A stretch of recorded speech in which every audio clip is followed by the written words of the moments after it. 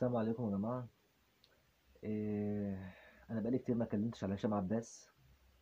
هشام عباس طبعا من فرقة حميد الشاعري، وعامل دويتات جميلة مع حلال عليك. عامل اسمها ايه ديت؟ اه عيني ونفسي يا مولا عيني. هو هشام عباس وحميد الشاعري كان ثنائي برضك محترم جدا، وكان يستمع. احنا كنا بنحب الأغاني بتاعتهم الخفيفة اللي كانوا بيطلع كليبات إيه، للتسلية والفرفشة، وكلمات حلوة وألحان جميلة وتوزيعات روعة والكليبات ملهاش حل. يعني لما نيجي الأغنية مثلا زي عيني ديت، داخلة على دلوقتي على 20 سنة. 20 سنة إيه؟ 20 سنة، أكتر من 20 سنة. ده ده عدت 22 23. عيني سنة 96. الألبوم دوت كان كسر الدنيا جدا. أنا هتكلم على هشام عباس برضك، هنزل له برضك أغنية جميلة وبصوت حلو. الاغاني اللي بنزلها صوتها حلو، يعني استريو ماستر.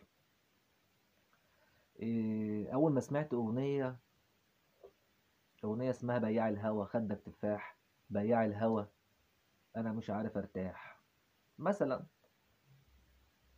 لقيتني بروح شمال بروح لمين وكنا صغيرين وبنسمع الاغنيه دي. لغايه اما مثلا بروح عند البومات عمرو دياب وبشتري، لقيت البوم حاله دوت. هو كان فعلا حاله، نزل بحالته كده لهشام عباس. وطبعا لمسات حميد الشاعري وطريقة حميد الشاعري وأداء حميد الشاعري في كل بصمة في ألبوماته بيشترك مع أي حد. الألبوم ده بيطلع فوق فوق فوق قوي.